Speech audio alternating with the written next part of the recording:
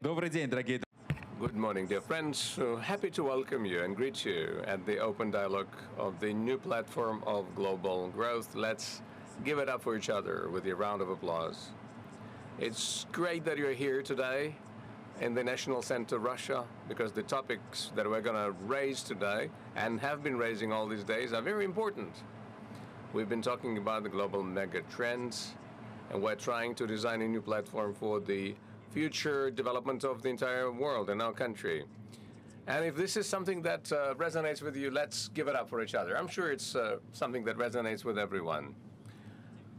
Just for you to understand where you are and what's going on, these days, the National Center Russia is hosting this open dialogue, new platform for global growth forum, and here we have a lot of members of international organizations, analytical centers, think tanks, higher schools, state and public organizations, associations, journalists, everyone who's ready to express their position on where and how best to move forward, us and the whole world.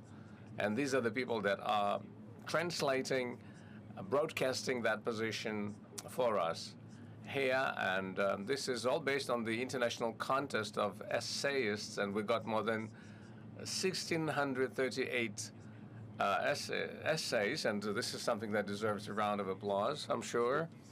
And I'm sure there are essayists here in this room. Hello, dear friends. If you are the essayist, please raise your hands. We would like to give you a round of applause. And if you haven't yet applauded them, just do that.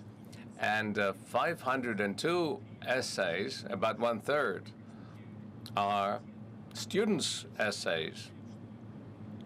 We understand that the younger generation is, of course, thinking about what kind of world they're going to be in just a few decades.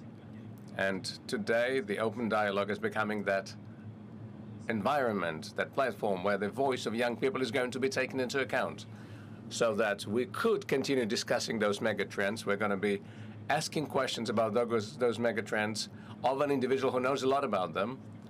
We expect you to be active. We expect you to show interest. And Campfire, just to remind you, is a platform that requires you to ask a question so that it can lead to a substantial answer leading on to the next topic or the next question. You may not even know about it. And when you plan your questions, please think about where, in which direction that discussion is going to take us with your question. And one important rule of the Campfire, and just of the business etiquette, whenever you ask a question, please introduce yourself. Provide your name, educational institution, if you are in the mood to introduce your university, and please stand up when you ask a question so that all members of the audience could see you, including, of course, the camera people, so that they could see that individual who's asking the question. If that's the deal, let's give it up for each other. We are ready to begin this event. Once again, welcome to the Campfire. This is open dialogue. And as part of our today's session, you are going to be the ones who will be asking questions about the economy, technology, and tools that make our future happy for all individuals on this planet. And the answers will be provided by Maxim Oreshkin. Please give it up for him.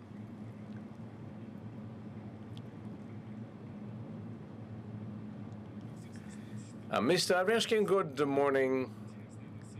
It's going to be a very busy morning. The students came to your lecture instead of going to the university, and we hope that their professors are not going to be sad. Well, did you think that they would stay at home? Of course, I understand. But they are talented young individuals, and they want to talk to you about the mega trends as part of the open dialogue. And a brief introduction from you, and then we'll begin. I'm happy to welcome you all and talk to you. Hopefully it's going to be filled with interesting questions. I don't know whether you've had a chance to listen to those global trends that are happening in the world. The world is changing very fast. You are the ones who will be living in the world that will be very different from what we see around us now. And you are ready for that.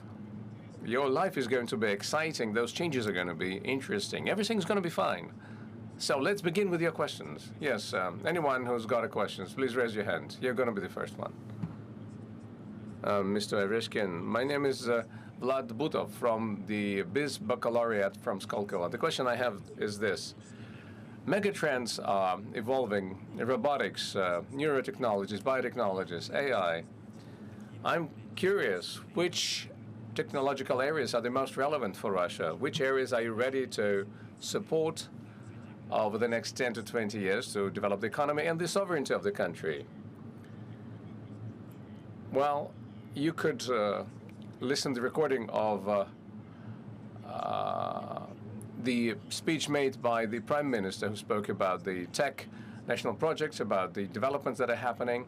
And he mentioned bioeconomy, artificial intelligence, microelectronics, machine building, aviation, shipbuilding. There was a whole list of high-tech areas that are going to be actively developing, not just in our country, but around the world, in many countries. They will be shaping the way the future will look like. But what I identified in my speech focused on 3 technologies that will affect every industry: AI, artificial intelligence. It's going to touch the lives of every individual. Well, every young individual in this world needs to learn to be a boss of AI from the early days. Back when I was starting my career, I started my work at the central bank in 2002. There was no AI. I started as a junior specialist. I was given assignments. I worked with texts, with the internet-based information to come up with solutions. Now you have the ability to use the tools provided by the AI. You can come to any job. You will immediately become the boss of the AI, with a lot of experience too. That's a different skill. It's project thinking. You can organize a team. First of all, it's not going to be a team of people, but agents of AI, but that's something that you would need to know, something that will be very much sought after in any field. That's why AI is an end-to-end technology that will be permeating everything. We also talked about platform-based systems and autonomous systems. These are the things that will change everything from the social sphere to any industry or sector of the economy. And there will be a lot to be done in those areas. It's going to be quite exciting. Yeah, you can certainly thank for the answer and the question. AI will need. My name is Artem Chikalin. I'm the second-year student from Skolkovo. You recently spoke about a demographic catastrophe that is coming our way. Nobody's gonna be there to work. And so robots could be a solution, an automation. A year ago, I founded a company that builds industrial robots for the industry. How the robotics culture and automation should develop in our country in real workplaces, not as pilots. And what should be the culture of the robotics? It should be something that should evolve very actively. And this process is picking up pace with the Minister for Industry, Mr. Alikhanov. We meet with the industry representatives quite often, at least several times a quarter. We see how the industry is changing. Initially, there were not that many companies operating mostly in pilot mode, as you've put it, but now we have large players. Small startups are being bought by large companies, and the production of Russian industrial robots is now again picking up pace, and the implementation of them is also happening quicker. We have created investment incentives through taxes and other things, which makes investment in robotics more effective. The government provides discounts and tax breaks. And so investment in robotics is probably the right moment for that. these are the processes that are only, gaining momentum. And of course, China is well ahead in that regard, but their demographic issues are even more serious than here. And in that sense, China is acting proactively through robotics and through improving labor efficiency. And we believe here that we shouldn't be lagging behind. The president has given us ambitious goals for robotics implementation, and that's the process that's continue to gain momentum. And industrial robots will be complemented with service robots, warehousing robots, the ones that work in trade. Just take any area of activity. One way or another, autonomous systems will be everywhere. UAVs, self-driving systems, robots in industry, anything related to unmanned movement. These are all intersecting areas. AI is also present, and that includes machine vision and learning. And you move from using algorithms based on generative models to something more extensive. And given the demographics around the world, which is typical not just for Russia or China, this should be one of the key solutions that would ensure that the older generation will have a decent living standard, given these trends. The next question, please. Let's go there. Good morning. My name is Maria Andrievskaya. I'm also from the Business School of Skolkovo. You speak a lot about automation and about how this should be implemented in all companies, agentic in AI, and how it will replace intellectual work. But in education, for many years, we have been basically using templates. So we had similar textbooks, similar tests, and so the school and university education system needs to adapt to the new conditions, to the use of AI. And so the question I have is, which measures are going to be taken in the education field, how the education field is going to adapt to what's happening? If we're talking about the template-based approach, I think ChatGPT has this approach. It gives template-based answers to people. It wouldn't provide the same answer to the same question twice because of its architecture, but people are no longer searching in a search engine anymore. Instead of getting several links that you would have to analyze, you get a single answer from the AI assistant. And that narrows down that window of getting information. You get an excerpt, an abstract, and you cannot develop your own analytical skills that way. But as for the education system, I think it should undergo a change. I said a few things about that. So we need to move to platform-based systems. So where data of the ones who are developing, I wouldn't even use the word students, and that applies to school education, vocational education, tertiary education. People should learn throughout their lives, develop their cognitive abilities, physical abilities, thinking abilities. All of that will have to be managed through a single platform, and we see that AI and the full set of data about a man can be analyzed to identify what are the weaknesses, what are the strong points, what can be done to get better, and what can be done to achieve a goal. That's the approach that is going to permeate people's lives, and not just the educational system. And the educational system will be just an element of that, similar to how we do it in medicine. In the past, medicine was about treating people, but now it's about managing people's health, and that's a much broader notion.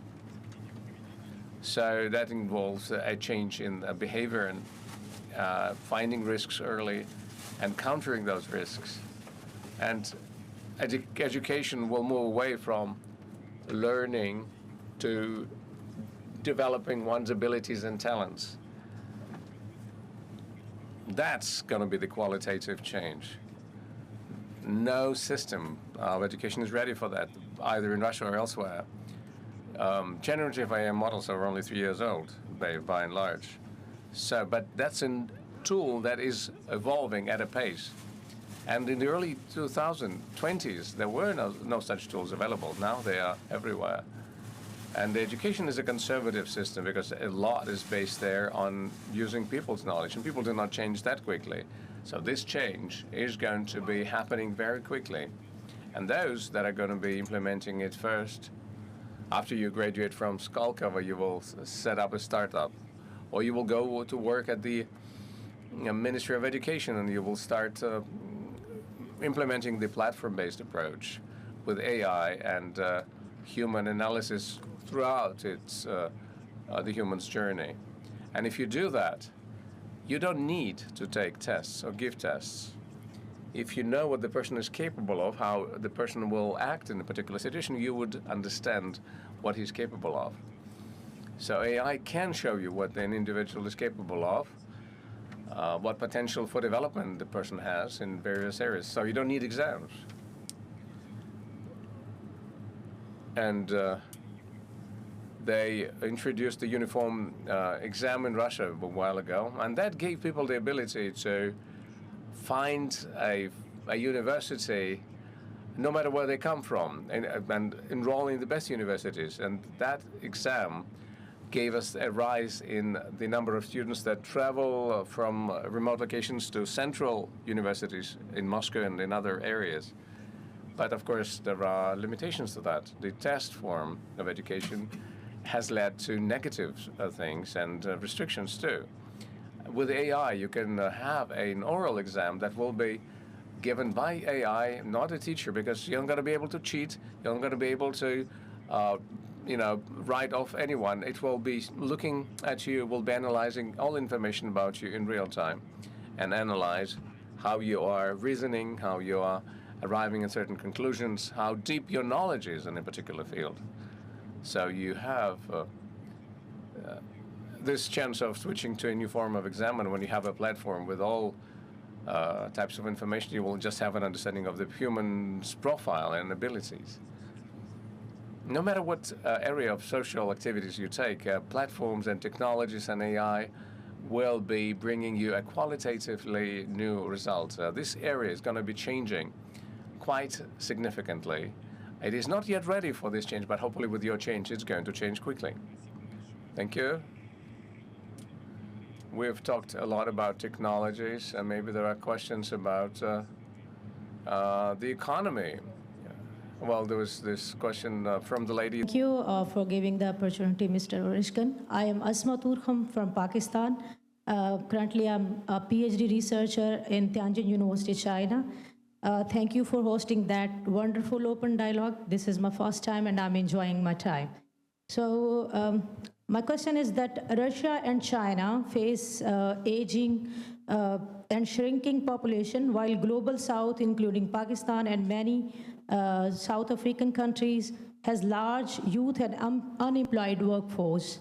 At the same time, these southern countries lack foreign exchange like dollar to purchase these food and fertilizers, energy, nuclear technology that Russia wants to export. For example, Russia wishes to advise on nuclear power plants in Bangladesh and Ethiopia. But these countries cannot pay in dollars without facing US pressure or depletion of their limited reserves. This creates a mismatch problem, contracted in population and contradicts in population and currency. So I have two questions. Number one, how can Russia and the global South solve this population currency mismatch? And second, does an endowment exchange model like labor for rubles and rubles for goods present a viable mechanism for Russian and global South cooperation? Thank you. Да, спасибо. Ну, на самом деле, очень. Thank you so much. That was a very good question, in that sense, because really, the demographically the world is not developing evenly. when we look at the aggregate decrease in the birth rate of the overall number of people living on planet, we see that the changes are taking place gradually but structurally. The regions would develop unevenly, and in terms of the future of the mankind, future of the economy, decades from now, Asia would play a bigger role. There are 3 countries, Bangladesh, India, and Pakistan, account for more than 30 million births last year, 8 million in China. 3 countries of South Asia give us more than 30 million new people born. So it means that the future belongs here. This is where we see the low urbanization and the maximum rate of the economic growth. And I do think that this region is going to generate the biggest incentive and for the economic growth. So in last century it was China, but it has done its way, and now this is high time for South Asia. And really those tendencies, including the demographic ones, have to reflect the structure of the global economy. The structure of the global economy, interaction. And one of the slides that I showed yesterday showed that gradually, step by step, the mutual trade between the countries of Global South is on the rise. This is the model when all the interactions, technological, financial, trade, go through proxies from among G7 now is being pushed to the back burner, is sidelined. And we have to build more bonds. Unfortunately, we cannot do that overnight. I mean, the new logistics routes. And for instance, we speak about north to south trade in Iran that wanted to play a bigger role in the transit between Russia and other countries now is under a lot of pressure. And there are lots of reasons for all those conflicts, including an attempt to sever new ties between the economies in order to trade, to ensure the trade between Pakistan and Russia, it can go through the Caspian Sea, through Iran. So it means that the route would be shorter and it would strengthen the ties between the people. But the most important premise that I spelled out yesterday is that whatever you do to hinder that process, it is an objective one.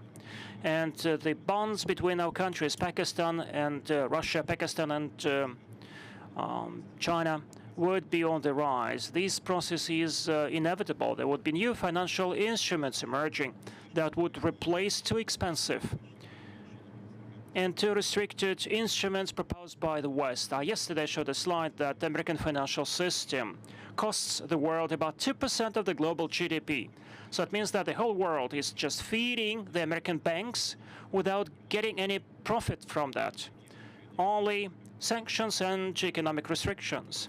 Step by step, that would result in an inevitable process that would be accompanied by volatility, military conflicts. The world is changing structurally. Demography, this is one of the factors, one of the reasons that is underlying this process. And with such high birth rates like in South Asia is going to be the center of gravity, and most of the routes would go through and to South Asia. And these processes actually are inevitable, and they would go on. Thank you. Let me complement something to what's been said. For your comprehensive answer, and I have a follow-up question on your answer. As you mentioned, Pakistan's 60% population is under the age of 30, and which is that is 140 million people, young people. So based on your answer, my follow-up question is that is an endowment exchange model, as you just mentioned, that the Western model or US model is under pressure and they just take money from us as a sort of tax. So labor for rubles and ruble for goods, a workable solution to this population currencies mismatch? And if so, would Russia consider partnering with Chinese engineers firms who are working in China-Pakistan economic corridor, leveraging their management experience to coordinate this workforce efficiency? Ну вот еще раз, связи будут просто расти, да. Well, actually, the bonds would become stronger and stronger, and really, that's true that you have a huge young population, and we're paying tax for the use of the financial system of platforms from the West, but step by step those changes would occur. And can we make any drastic step in order to change that? No, that's not possible. And the companies in Pakistan are used to work with Western banks, major Western banks. So there is an ability to do so, and that habit would not fade away. And we see that the volume of the trade is on the rise, and interaction is on the rise, not just commercial or trade ones. And again, step by step, that process is an objective one, something that we cannot put an end to, because it is based on an objective economy of Pakistan, the opportunities offered by Pakistan, and it would bring about more and more new projects. And you will get acquainted with someone, would make friends with someone in Russia, would go back to Pakistan. And this is how the bonds are being brought about. Through such an interaction, we can accelerate those processes. But again, those processes are inevitable and would bring about the structural change of the world. And those changes are already on the table. Thank you, and that's great that Lyceum students also are participating in our talk. Good afternoon, my name is Ksenia Novgorodtseva. I'm from B program, but let me ask a question from the educational sphere. My question is, it seems that the AI is changing everything in the world of education, but to some extent, the role of a teacher is changing, because the teachers before would structurize the transfer of data now. This is the artificial intelligence that transfers the knowledge. What is the role of a teacher in the future? Tell me, you are inside the process. What do you think? How the role of a teacher may change? Well, what value do your incumbent teachers give you? It seems that teachers, to some extent, are adapting the information for us. They act as experts, and probably this is what the artificial intelligence cannot do. But as a stakeholder of that process, I understand that sometimes some things throughout the education are delegated over to the artificial intelligence, and it may undermine my cognitive structure in future. And in essence, this is what education is all about. And the teacher probably should act as a moderator, or they have to be more aware of the artificial intelligence. And probably there have to be some actions taken by the state in order to help teachers and professors to understand more how this all happens and what to pay attention to. Well, look, teachers are not alone in that process, because that process concerns everyone, not just in Russia, but on planet Earth. Let me repeat again, generative AI is just 3 years old. No one, well, that's the technology that changes, and over years' time it becomes different. And the latest tendency is about AI agents, something that we didn't know about last year. So everything changes very fast. We have to react and to invent something from scratch. And this is totally new for teachers and for other social sphere workers. But what I may mention, I said the social sphere is very conservative. Healthcare is conservative. Education is conservative. But in essence, the changes that are taking place, they have an end-to-end nature. It means that you can be advised by what is going on in the area of finances or healthcare, how the role of a financier is changing, or a credit manager is changing, or a doctor is changing. Look at the Moscow system of healthcare. Traditionally, a doctor, this is the one who would analyze the data about the patient, and his ultimate objective is to make a diagnosis. But now, those functions would be done by the AI. It becomes an aid, and the doctor works in close cooperation with the AI. The same would be true for the artificial intelligence.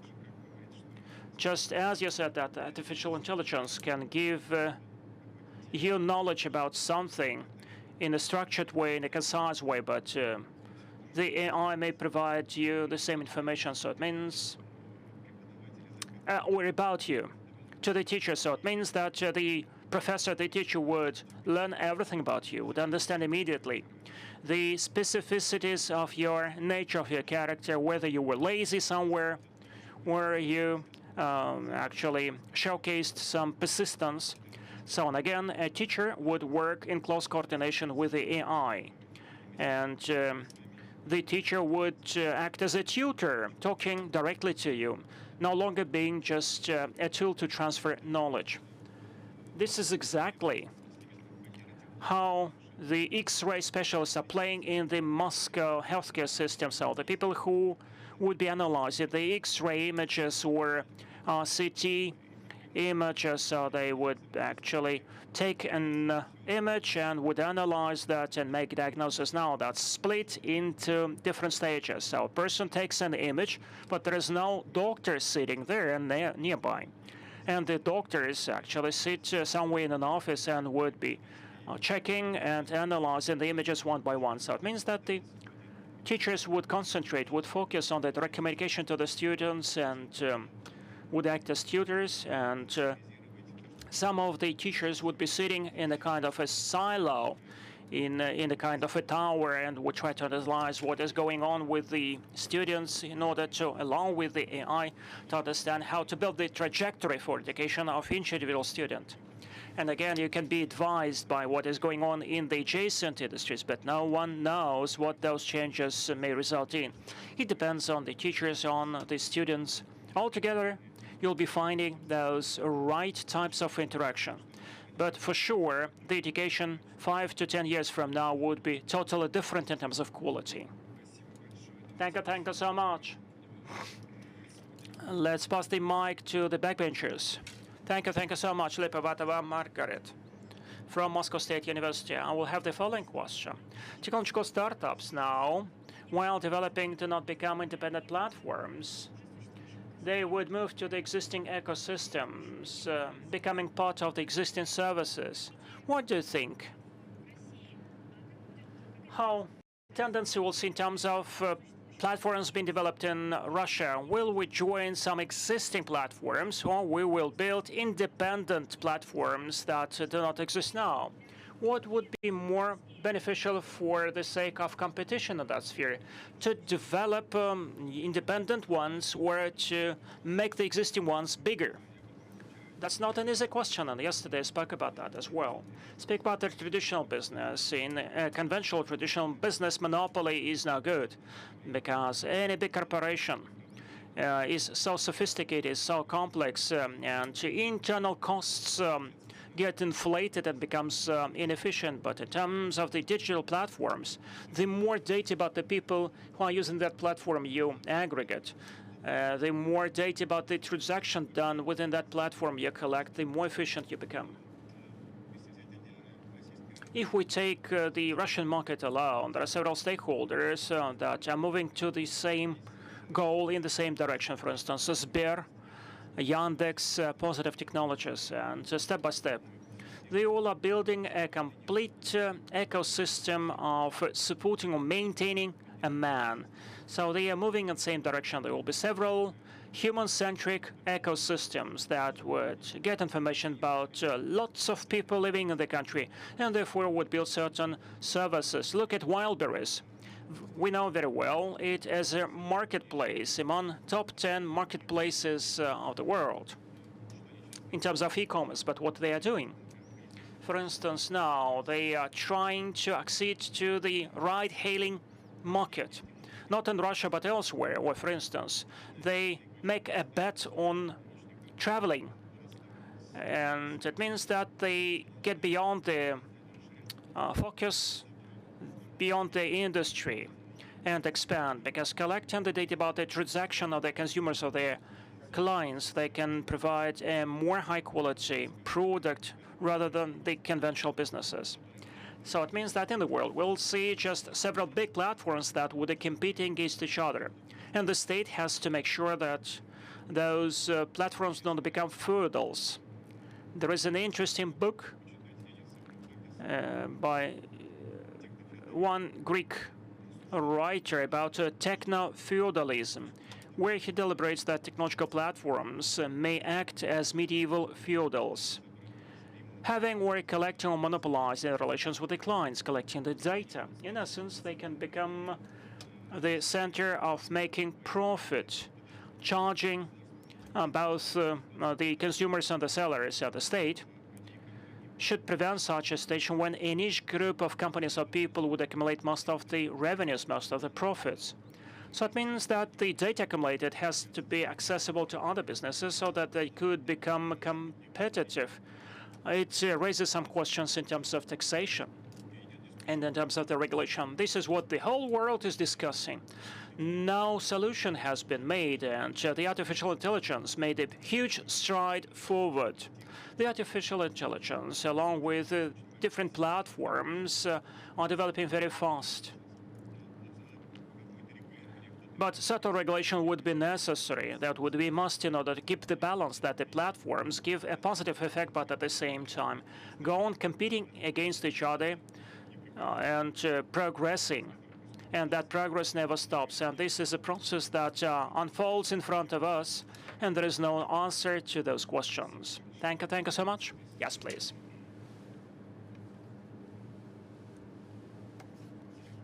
Terekin Maxim from Global Processes Department.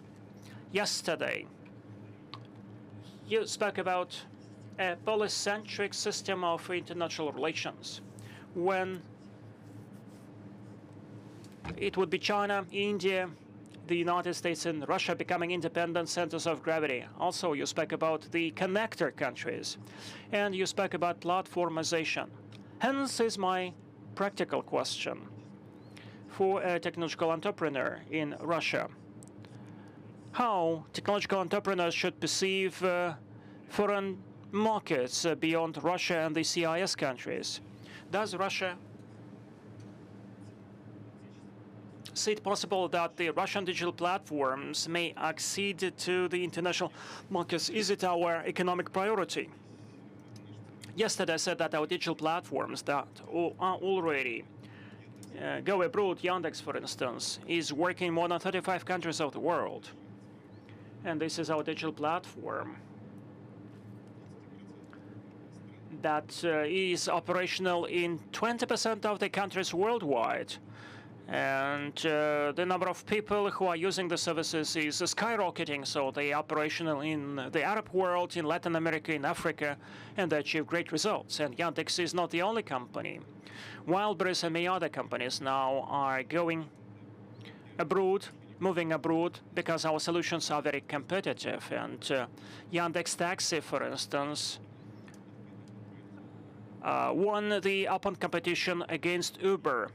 Uber was less efficient, less quality, and gave less positive results. And secondly, the second important thing is that when the Russian platforms move to foreign countries, they come not in order to establish new colonialism, technological colonialism, but in order to share sovereignty, understand the importance of sovereignty. Once we come to foreign countries, we say that we're ready to localize the data, we're ready to work with your specialists, we're ready to make the analytical centers here. We are ready to share the knowledge that we have and the sovereignty that we have. We are ready to share that and to make other countries stronger.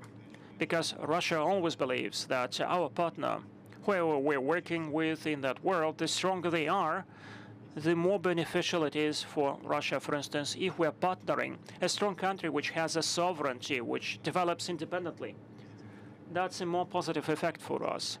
That's a difference between us and the Western countries, because the West believes that they have all sovereignty, and you are going to use our solution, and there will be no other choice, and you are going to pay tribute to us for the use of our systems. That's why our approach is totally different, and it gives very positive results. Because the world now realizes that once you gave up your sovereignty, if you don't have even the basic type of sovereignty in terms of technological platforms, it means that you will be very much dependent in the longer run, and you will lose a chance to take your own decisions, political decisions. You would be fully dependent. You asked a question about the Russian technological entrepreneur working with the Russian platforms. To some extent, you're working not just with the Russian market, but also you're working with a big deal of the foreign countries. But you have to work not only with the Russian platforms, you have to work with the platforms that are evolving internationally. No one prevents you from developing the services that would be offered to the third-party countries, but you'd better start with your native market, with the Russian platforms. Again, that's very important that they're not limited by the Russian market only. And the global expansion, that's a process that is going on very actively. I have a feeling that for sure our today's meeting is better than staying at home. It's better than to be in the street. So this is not by accident that you have come, but just as any lesson, we have no time. We have time only for one question only. So the guys arrived to open dialogue. Let's pass the floor over to them. My name is Alim and I'm from Bangladesh. I'm studying in English literature of National University in Bangladesh. I want to ask, my question is about, in Bangladesh, our education system is lagging behind in 19th century. Our education system prioritize on memorizing, not on creativity. And in the modern countries like Russia, America, and other digitalized countries, their education system is totally digitalized, and their learning system is also digitalized. So in Bangladesh, how we can digitalize our education system and how we can make world-class citizens? Because if we are lagging behind in this time, so our future youth will also lag behind from the world. So how we can increase the facilities in our country? Ну вот смотрите, первое. Look, first, in your shoes, if I put myself in your shoes, I won't be so categorical, because every country of the world has some issues, some problems in terms of education, because there is a big structural transformation taking place, as I said. It is pertinent not only to education, it is pertinent to economy, it is pertinent to other areas. And the future certainly would be very much different from the world that we're living in now. So there are some advanced countries, but whether you live in Russia, in the United States, or in Bangladesh, certainly there are lots of institutions that are still lagging behind. That's why we're all in the same boat of changes, and Bangladesh is a very young country. So that means that there are lots of very young people who are going to bring those changes into life, changing the system of education and the economy and the social sphere. What would help that process? Again, this is what we started our discussion with. A tight interaction between the countries. So you arrive to Russia, you can make friends with the people from the Russian universities, you can make friends with the Russian researchers, establishing contacts between the Russian academia, because the Russian academia also undergo those transformations last week. The Ministry of Education held a meeting of the rectors discussing how to introduce the AI into the educational process. And that's a very painful process, because the pace of changes is unprecedented in the human history. So we are used to the fact that something is invented and it would be implemented just step by step, decade long. But now the mankind has made such a bet on the artificial intelligence, investing so heavily into that this technology evolves in enormous strides and would pay back very, very soon. Altogether, we have to implement joint projects. And the university where you are studying, you can embark on that digital profiles or artificial intelligence projects along with the professors of your academia. You can find some partner universities that are doing the same, doing some joint projects and develop jointly. Through such a collaboration, I think, we will progress, and you can take my word, Bangladesh will show a thing or two to other countries and will achieve very good results, because your population is very young, is very dynamic, and the people who are prepared for the changes, who are ready to bring those changes into life, are more numerous than in Russia. That's why I'm sure that Bangladesh would adapt for those changes. And if you do that in partnership with the Russian universities, that would be great. Let's put that as a goal. Thank you. Thank you so much. One more question from the Lyceum students. Okay.